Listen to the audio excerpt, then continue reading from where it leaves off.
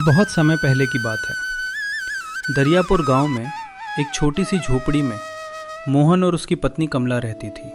कमला का कोई बच्चा नहीं था, इसलिए सब उसे बांझ कहते थे। जब भी वो किसी से बात करती थी तो उससे सब मुंह मोड़ लेते, क्योंकि उसका कोई संतान नहीं था। लेकिन कमला बहुत समझदार थी, वो किसी को पलट कर जवाब नहीं देती। जब कमला कुएं से पानी लेने जाती तो गांव की औरतें कहती, तू पानी लेकर क्या करेगी बांझिन, चला हट यहाँ से। तभी एक और ने कहा, हाँ हटाओ इसे, सुबह सुबह इसका मुंह देखना पड़ा।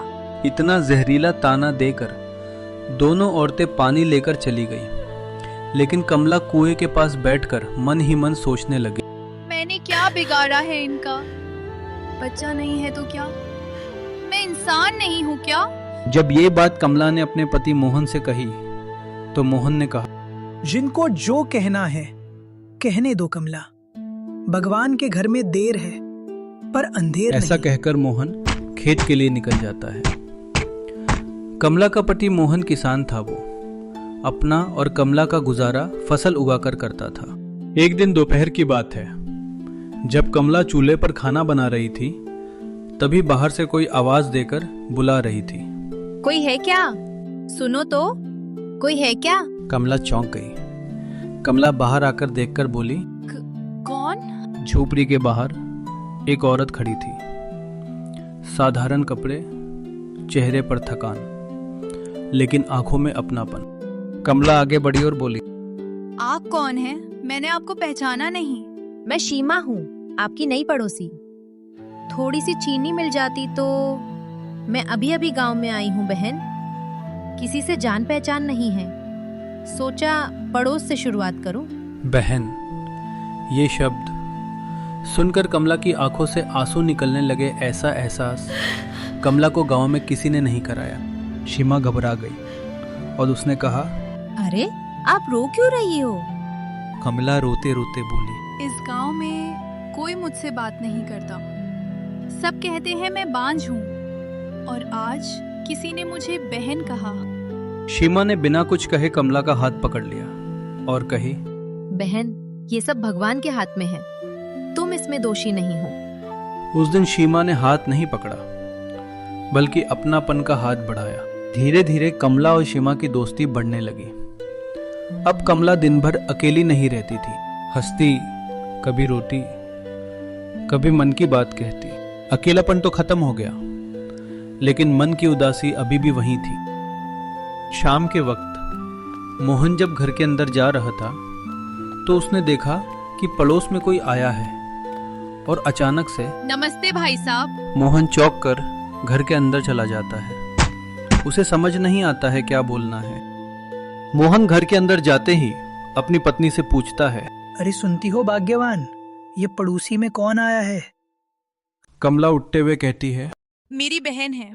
मोहन हंसते हुए कहता, क्या मजाक है कमला? कमला ने कहा, ये वो बहन है जिसकी वजह से मैं अब तुम्हारे काम पर जाने के बाद 4 बातें कर पाती हूँ, भले ही हमारा खून का रिश्ता ना हो। लेकिन इस गांव में तो हमसे कोई बात नहीं करता। फिर ये यहाँ शीमा नहीं आई। क्या शीमा को पता है कि तुम बांझ हो? सब पता है, मैंने सब बता दिया है। शीमा का सोच इन गांव वालों जैसा नहीं है। चलो, इस गांव में कोई तो है जो हमसे बात करता है। कमला ने हामी भरते हुए कहा। बिल्कुल ठीक कहा आपने। मोहन अचानक से चिंतित हो गया और चिंतित होकर बोला, अगर हमारी संतान होती तो नई पड़ोसी के साथ सारे गांव वाले भी बात करते और तुम्हें इतना ताना भी नहीं सुना पड़ता इन गांव वालों से। ऐसा कहकर मोहन अपनी खाट पर लेट गया। कमला ने समझाते हुए कहा, देखो तुम चिंता मत करो, ये सब भगवान के हाथ में है। अगर भगवान ने चाहा तो हमारी जिंदगी में एक प्यारा मोहन जरूर होगा। एक दिन जब कमला खाना खाने के लिए निकाल ही रही थी कि तभी कमला के दरवाजे पर एक साधु आया।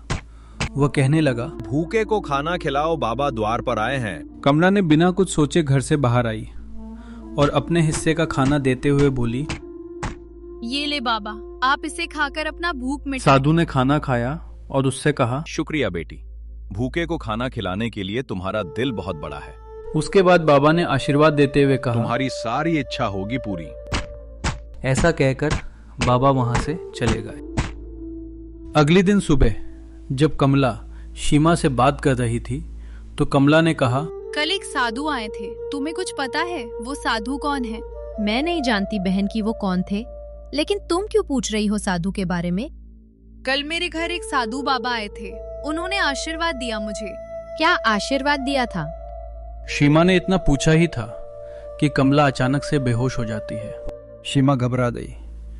सीमा ने तुरंत गांव से ऑटो रिक्शा बुक कर कमला को अस्पताल ले जाने लगी। डॉक्टर ने चेक कर सीमा से पूछा कि इनके पति कहाँ हैं।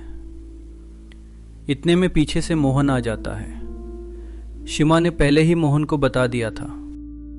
मोहन डॉक्टर से कहता है, जी मैं ही कमला का पति मोहन हूँ। डॉक्टर साहिबा, कमला को क्या हुआ है? डॉक्टर साहिबा ने खुश होकर कहा, मुबारक हो, आपकी पत्नी माँ बने वाली है। मानो ये सुनकर मोहन का खुशी का ठिकाना न रहा हो। इतना सुनकर मोहन ने कमला से पूछा, क्या ये सच कह रही हैं कमला? हाँ मोहन, ये सच कह रही हैं। तभी सीमा बोली। मुबारक हो भाई साहब। मोहन बोला, शुक्रिया बहन, एक आपने ही तो कमला को समझा। कुछ महीने बीते और कमला का एक प्यारा बेटा हुआ जिसका नाम कमला ने सूरज रखा। अब वही कमला गांव में आराम से चलती क्योंकि सबका मुंह अब बंद हो गया था।